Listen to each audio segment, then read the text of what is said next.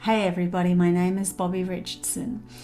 I am a channeler and I have had many visitations from different beings, not within my mind. This is all outside of myself. So most of my life has been being able to see things beyond this reality. My mum had the same gift, and very similar to the program medium Alison Dubois, but I focused in on what is humanity's potential rather than the criminal side of things and finding people who are missing and stuff like that. I wanted to know deeply what's humanity's potential, so I got a lot of messages on learning to get my own self out of the mess, the mind mess, the program, the maze that they had pulled us into, and then now I'm helping other people get out of that.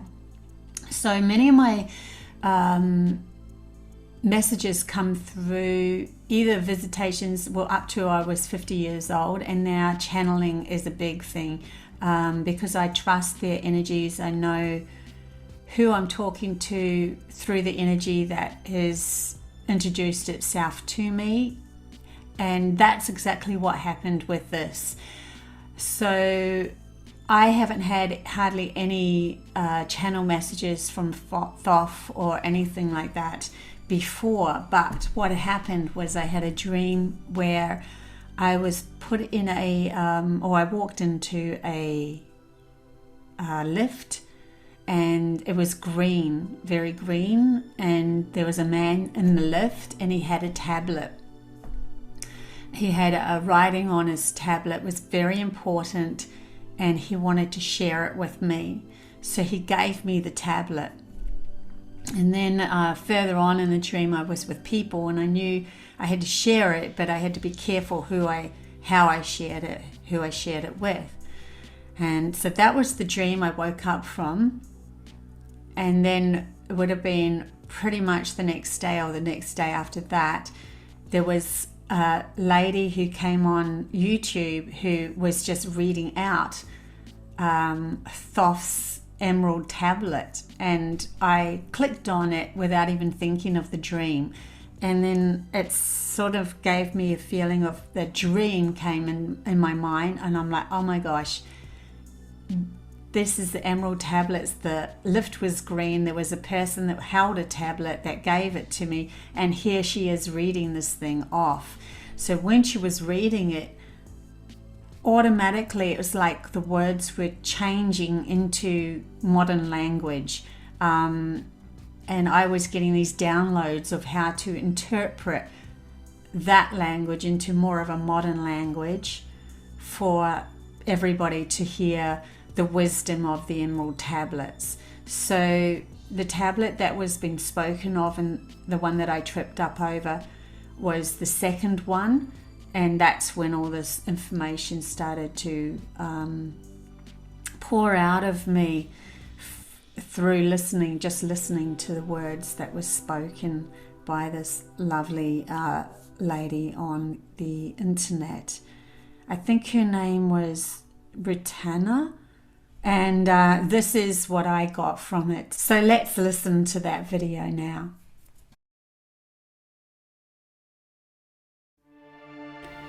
It is the ultimate change that man fears, that of death.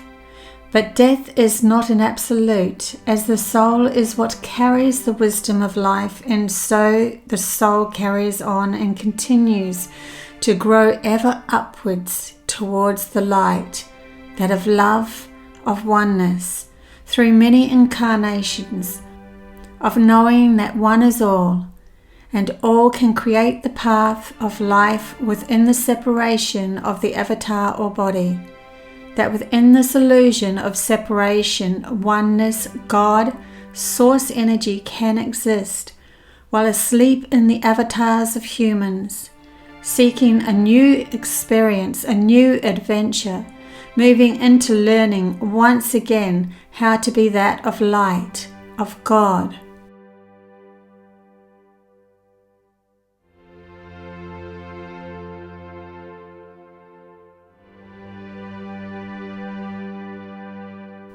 And so we live within the sleep, the illusion of separation expanding through our adventures, as it is the experience and feelings that oneness seeks to gain more. And the more it can live within the lives of the separation through the lives of human experience, the more it can feel as the thrones within man find the truth that all comes from love.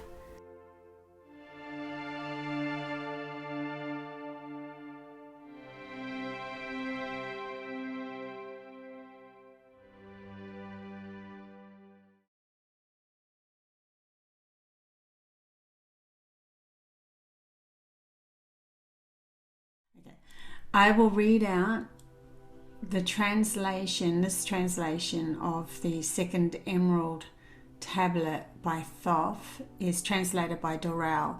So I will give the link of that below, and then I'll read out a few paragraphs of it and then give to you the translation that I'm given. Deep in the earth's heart lies the halls of Amenti, far neath the islands of sunken Atlantis, halls of the dead and halls of the living, bathed in the fire of the infinite all.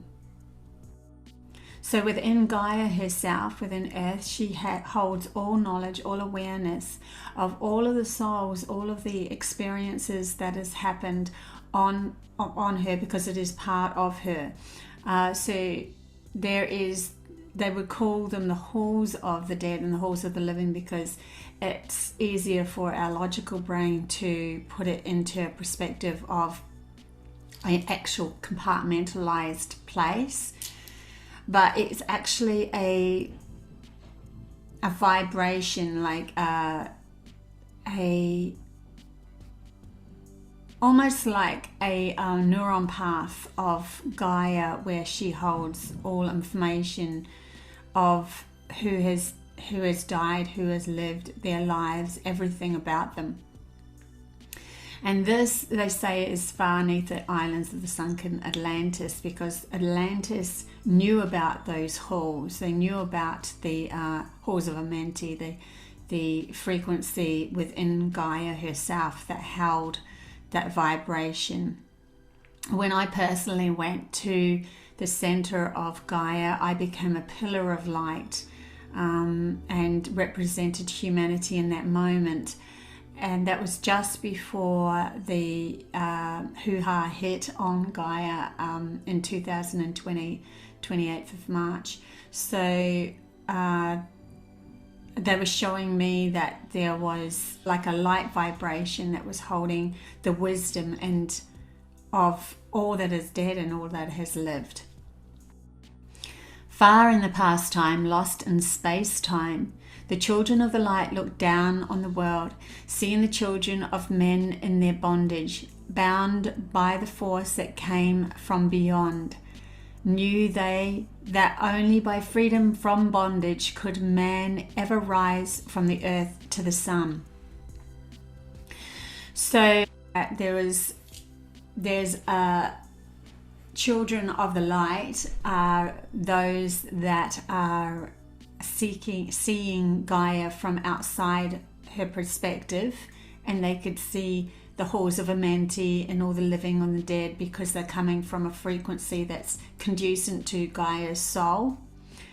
And they could see that man was in bondage, caught in a reincarnation on Earth, on Gaia herself, where they just kept looping into more and more reincarnations on Gaia. But to go back to source energy, we could move, our souls could go towards the sun.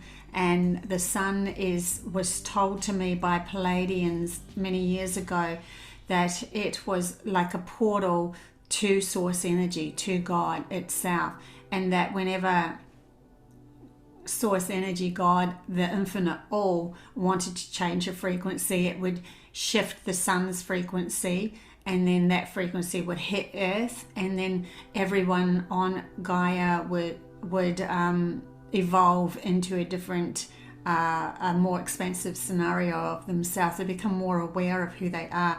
So humanity's only way to rise above would be to leave the reincarnation loophole of going on Earth, Gaia over and over and over, and their soul now entering back through the sun.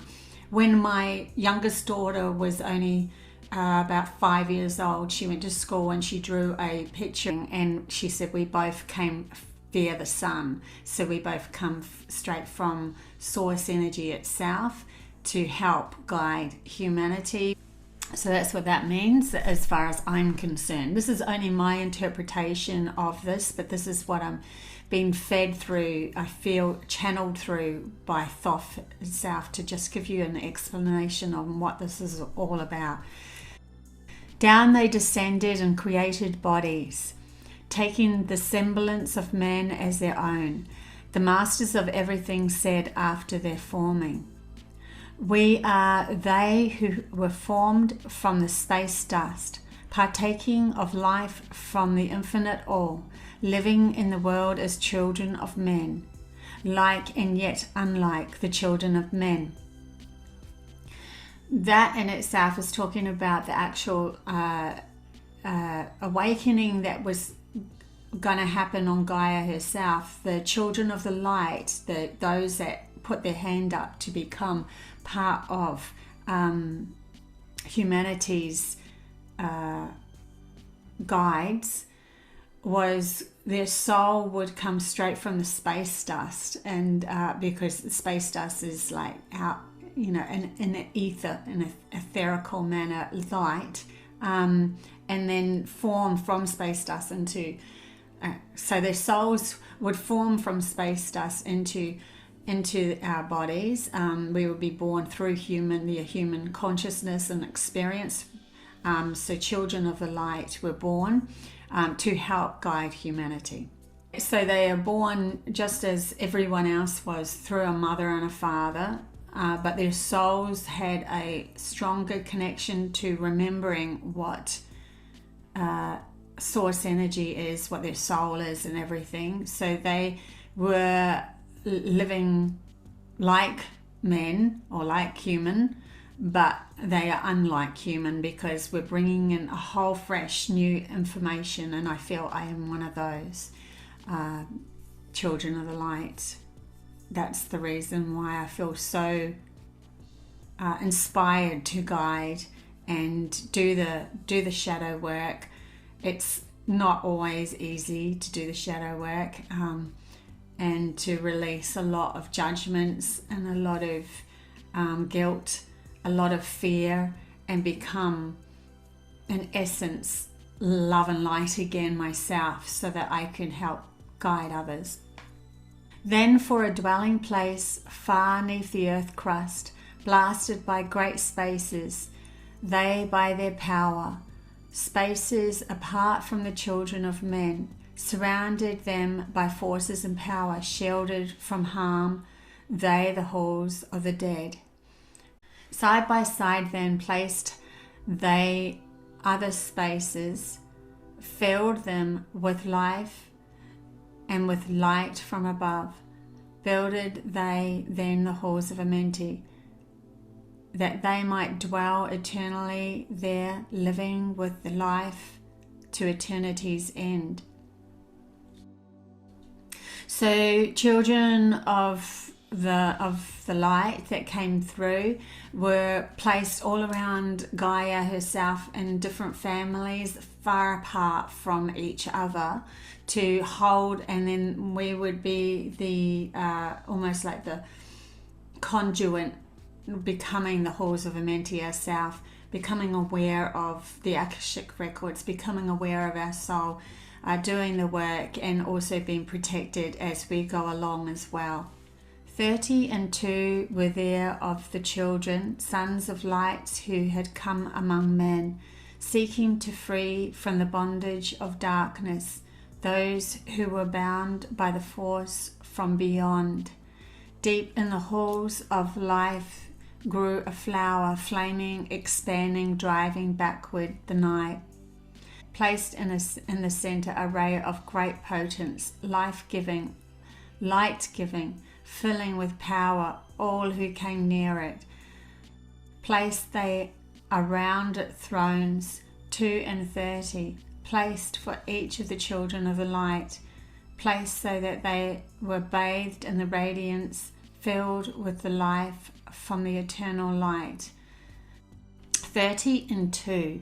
So 2, I believe, is to do with the union that comes together when one individual child of the light comes down and they are placed around the earth into different families, and then they become part of humanity's imprint of going through all of the work that humanity has gone through in a very short space of time in one life. In other words, they fall very far and then they become more of the light.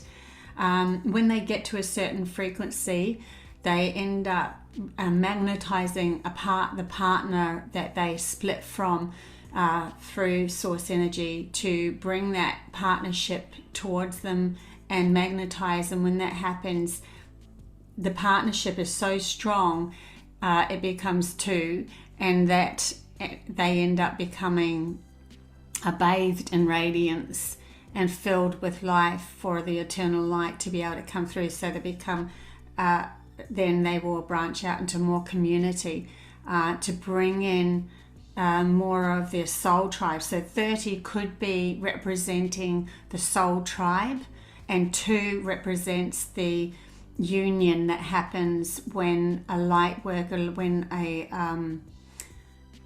children of the light actually become more magnetized. So then they meet their partner, the partner and them come together, everyone starts to feel that radiance of light around them, and they start to manifest the world and create the world as they desire. And then their soul tribe starts to come in, which is 30, which would be other partnerships that have found each other as well.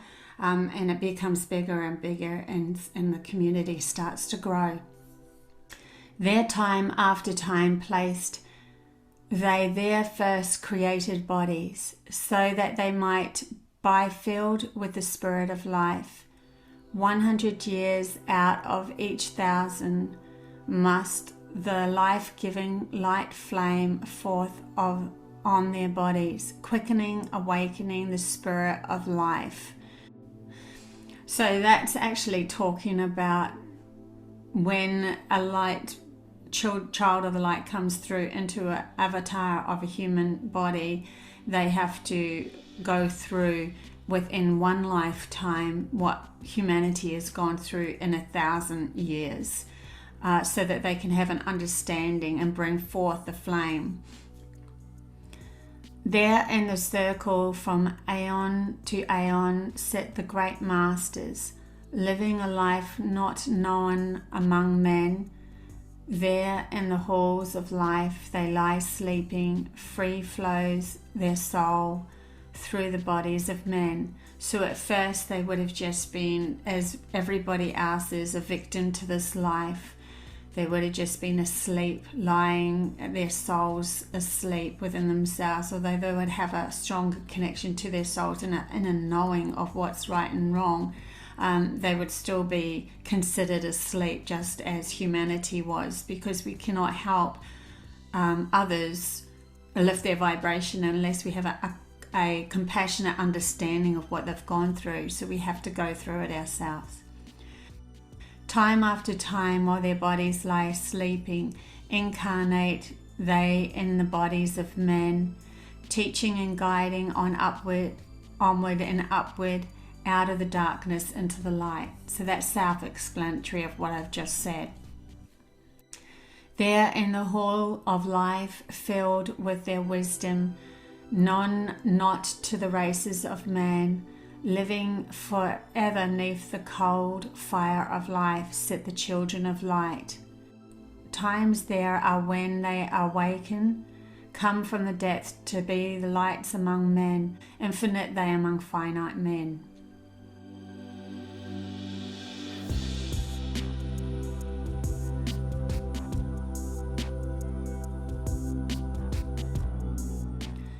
So they know that our children of the light, we know that we are infinite, and that man feels they are not. Man feels that when they die, that's it, it's over, Red Rover, or they might go to heaven but they feel like their life is over. It's one life and that's it. They feel finite within themselves, but children of the light know that we are all infinite. We are all source energy. We're all God. We're all experiencing. He who by progress has grown from the darkness, lifted himself from the night into light. Free is he, made of the halls of Amenti, free of the flower of light and of life. Guided he then by wisdoms and knowledge, passes from men to the masters of life. So that's the children growing within themselves, from night to light, bringing in the flower of life, understanding the wisdom, and we can then pass it on through knowledge to men, and we become masters of our own life. There he may dwell as one with the masters, free from the bonds of the darkness of night. Seated within the flower of radiance sit 7 lords from the space-time above us, helping and guiding through infinite wisdom the pathway through time of the children of men. So eventually humanity in itself will become as one, will become masters of themselves. The 7 lords from the space-time above us, it could represent the 7 sisters, could represent Pleiades. I'm not going to say that exactly. If I tap into it, that's what it feels like. 7 lords from the space-time above us. Or it could be just feeling 7 different races of beings that are helping guide through their infinite wisdom.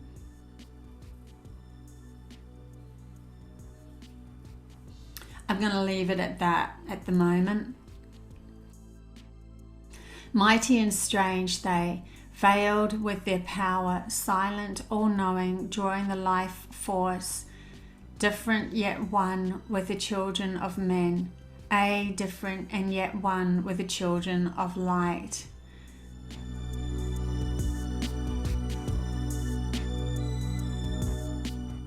So that's talking about humanity there, and the veils pulled over their power. It's within their silence that they become all-knowing. They draw through life force then. They know that they're one with source energy, but yet their path was different in the respect that humanity has gone on a different path than what the children of light went on. Custodians and watchers from the forces of man's bondage, ready to lose when the light has been reached. First and most mighty sits the veiled presence, lords and of lords, the infinite 9, over the other from each, the lords of the cycles. So we've had 3, we've had 7, we've had 9, we've had 30. Interesting, these numbers. I think there's something within that as well, but I'm going to go through this first. Custodians and watchers are the force of man's bondage. So there are those that aren't for the best of humanity. They have been the custodians of humanity because they've kept them in a a reincarnation loop on Gaia herself until they've learnt the lesson of being able to create outside themselves without messing up their inner dialogue or their inner wisdom or their inner connection to their soul. Ready to lose when the light has been reached. That is precisely talking about the so-called reptilian agenda, draconian agenda that has been the custodians of humanity over the last so many years, so many thousands of years.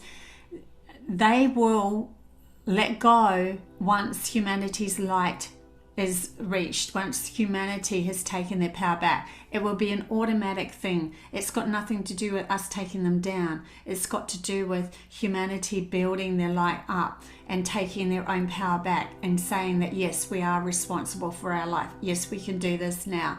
We don't need an outside force to tell us what to do. We trust our soul and our connection to source energy and becoming that. So I think the Infinite Nine must be something to do with their Lord cycle, with the draconian agenda's Lord cycle, lords and cycles of them. 3, 4, 5, and 6, 7, 8, each with his mission, each with his powers guiding, directing in the destiny of man. They sit, there sit they, mighty and potent, free of all time and space. Not of this world they, yet a king to it. Elder brothers they, of the children of men. Juggling and weighing, they with their wisdom watching the progress of light among men. I still think that's talking about the actual agenda that's happening at the moment, the elite, the draconian agenda.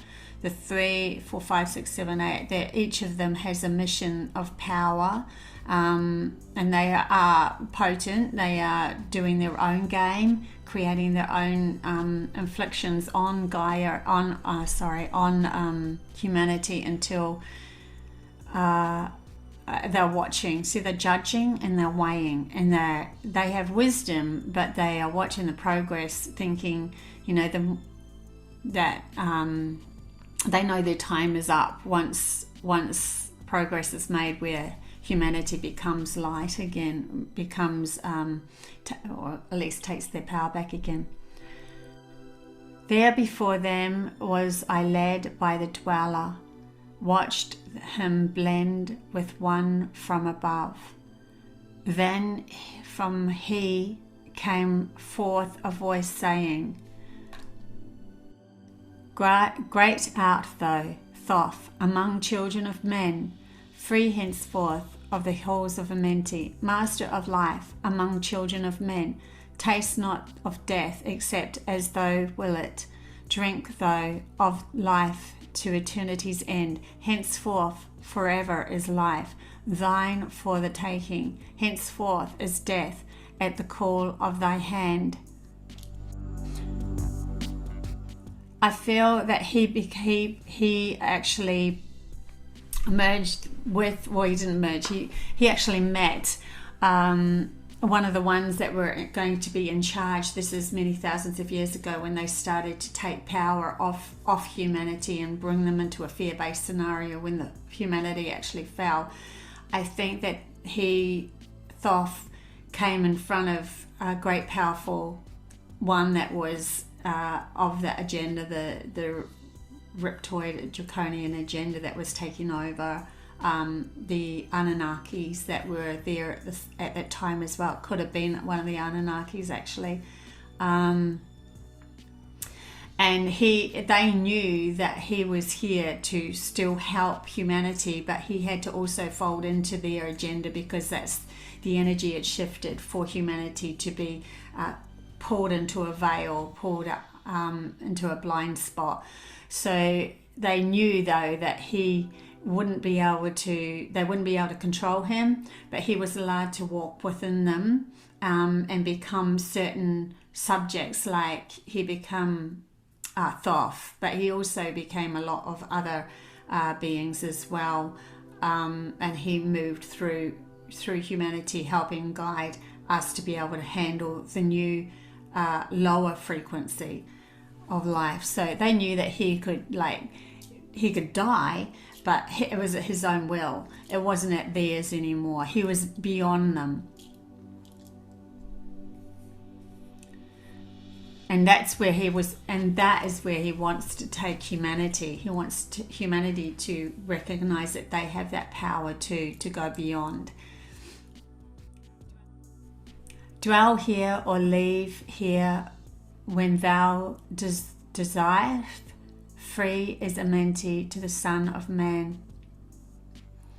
Take thou up life in what form thou desireth. Child of the light that has grown among men, choose thy work, for all must labour, never be free from the pathway of light. One step thou hast gained along the long pathway upward, infinite now is the mountain of light. Each step thou taken by heightens the mountain. All of thy progress but lengthens the goal. In other words, that was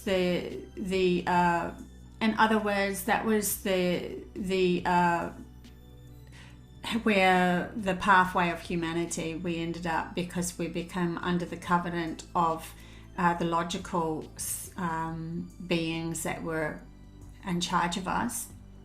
We ended up becoming the labor for them. We were constantly like moving up a mountain that never seemed to be gaining much momentum. We were constantly seeing a light at the end, at the top of the mountain, but never really quite getting there. There was not a lot of progress happening. It just kept on, the goal kept lengthening because they kept lengthening the goal, keeping us as the slaves, almost like we are the donkey behind the carrot that's been, dangled in front of us. Approach ye ever the infinite wisdom, ever before thee recedes the goal. Free are ye made now of the halls of Amenti to walk hand in hand with the lords of the world, one in one purpose, working together, bring of the light to the children of men.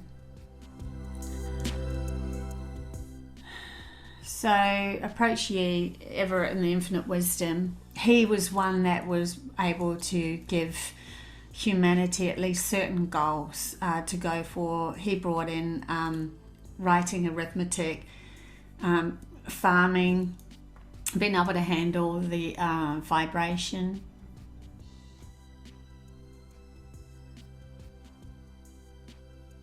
He was also free to walk, to go into the halls of Amenti and seek counselling with what humanity's life and death progress was all the time.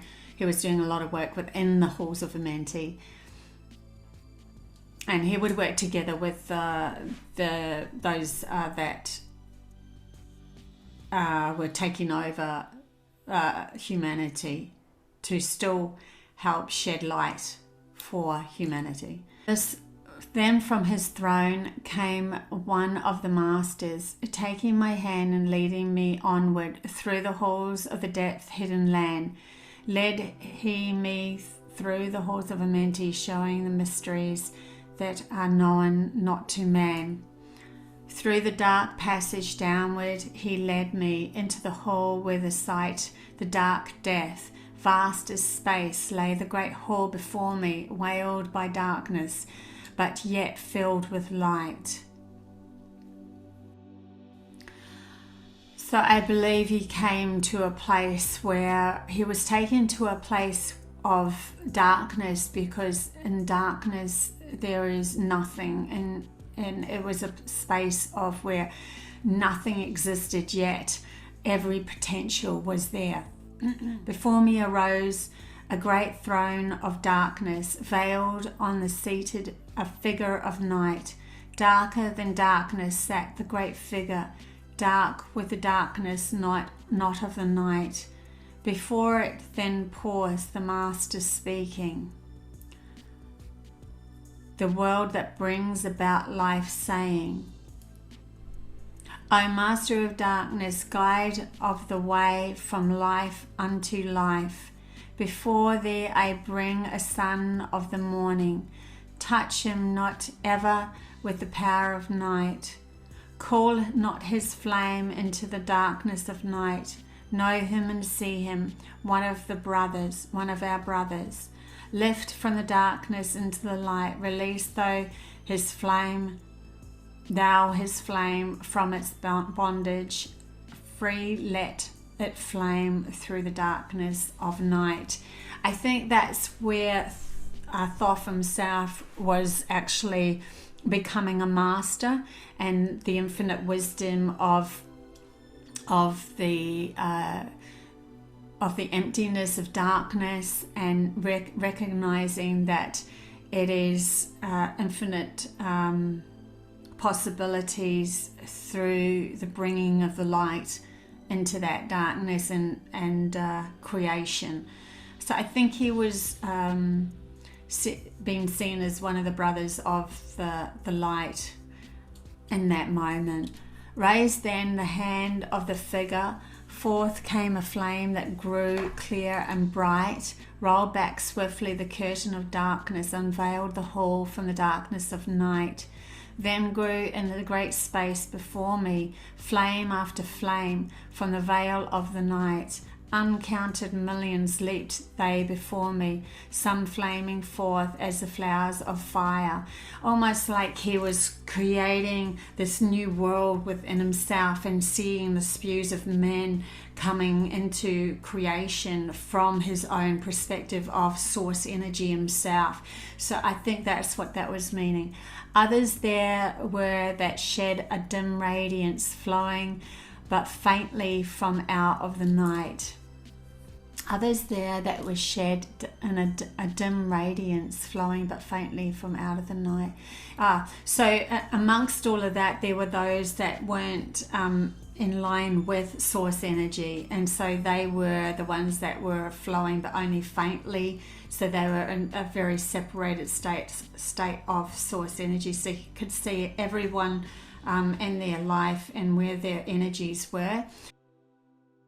Then spoke a voice mighty and solemn, saying, These are lights that are souls among men, growing and fading, existing forever, changing yet living, through death into life. When they have bloomed into flower, reach the zenith of growth in their life. Swiftly then send I my veil of darkness, shrouding and changing to new forms of life. Steadily upward throughout the ages, growing, expanding into yet another flame, lighting the darkness, and yet great power, quenched yet unquenched by the veil of the night. So grow the souls of men ever upward, quenched yet unquenched by the darkness of night. I really feel at that moment he was recognizing himself as source energy, that he was the infinite only. There was only one consciousness, and it was his in that moment. And he could see, because he was Thoth, but he was also the infinite of all. So he could see the life growing and dying. He could see the veil of darkness. He could see all life form changing. He was experiencing himself as source energy. When in 2020, when I had the experience of meeting source energy myself, I had the same experience where I became infinite with all, and I realized that from my perspective, I was also source energy, and I was everything. But then I also, once I realized that, it was like it came back to myself as well, and that we were all living gods, walking around experiencing life, and so we were all just as equal as each other. Yet there were those that had more of an understanding of themselves. So I think he was going through that in that moment of becoming source energy and recognizing he was the creator of all that was outside of him.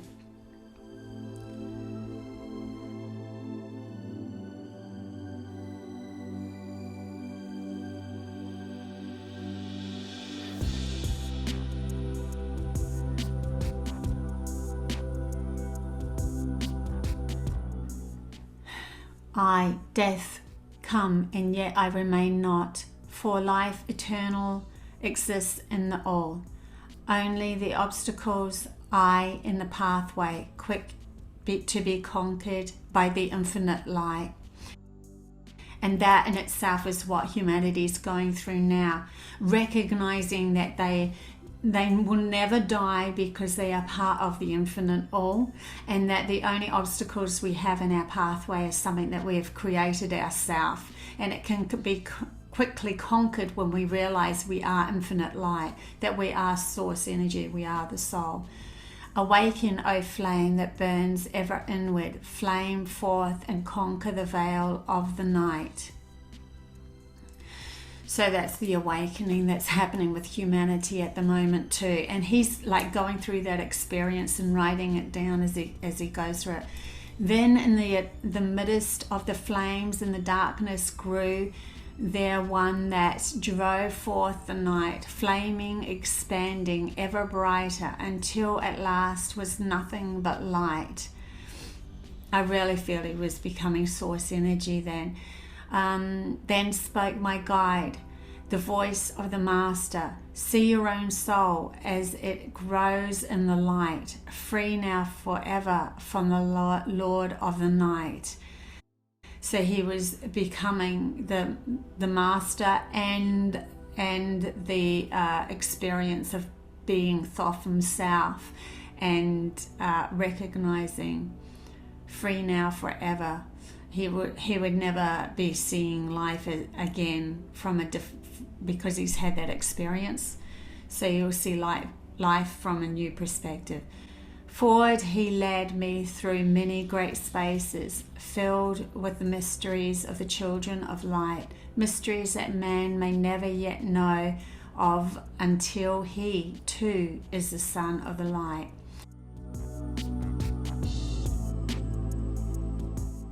So he could see that was a potential for humanity. Every single person on Gaia has that potential to become that. Backward then he led me into the light of the hall of the light. Knelt I then before the great masters, lords of all from the cycles above. So he came back to himself, and he saw the great masters in front of him and recognized them as himself as well. Spoke he then with words of great power, saying, Though haste been made free from the halls of Amenti, choose thou thy work among the children of men. Then spoke I, O great master, let me be a teacher of men, leading them onward and upward, until they too are lights of... Sorry, just had an emotional moment. I'll start that again. Then spoke I, O great master,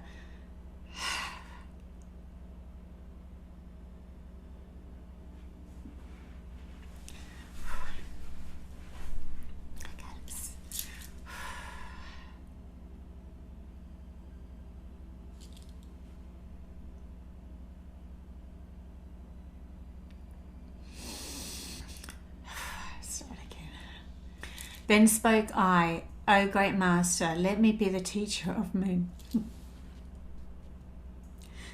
leading them far out, leading them onward and upward until they too... Sorry, I didn't realize that would affect me so much. I'm really feeling that. I have a lot of compassion at the moment. Okay. Then spoke I, O great master, let me be a teacher of men, leading them onward and upward until they too are lights among men, freed from the veil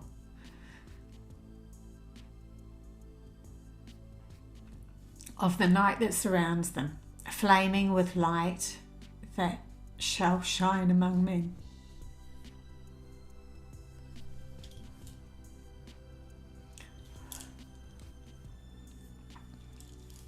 I'll just keep reading because I think that it's important to be me in this moment. Spoke to me then the voice, go as yet will, so be it decreed. Master, are ye of your destiny, free to take or reject at will. Take yet the power, take ye the wisdom, shine as the light among the children of men. Upward then led me the dweller, dwelt I again among the children of men, teaching and showing some of my wisdom, son of the light, a fire among men. Now again I tread the path downward, seeking the light in the darkness of night. Be ye and keep ye, preserve my record. Guide shall it be to the children of men.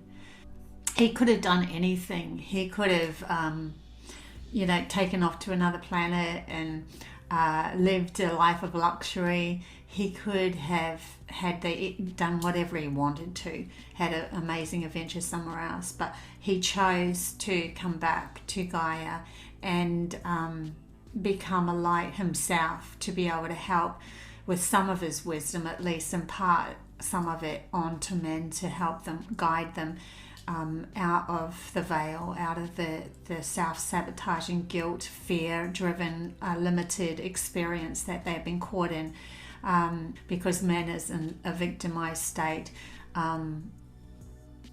So it's not until we start to see that the guilt, where the guilt came from, and then be able to experience outside of that, taking back our power and becoming the light. And I think the reason why I had an experience, because it really hit home. It's really what I feel my soul is here to do as well. So that just affected me in that way.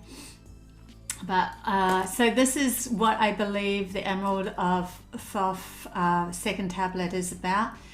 And there's absolutely nothing wrong with you rereading that and taking even more from it. You might find different scenarios. You are creator of your own existence and your own reality. I would never take away from the story that you decide it is all about. This is my perception. This is my conclusion to what it's all about. And I do feel I'm channeling some of the information through with Thoth because of the dream that I had of meeting him in the lift and him giving me the tablets. But I also want you to acknowledge and respect. If you feel differently about something, then so be it.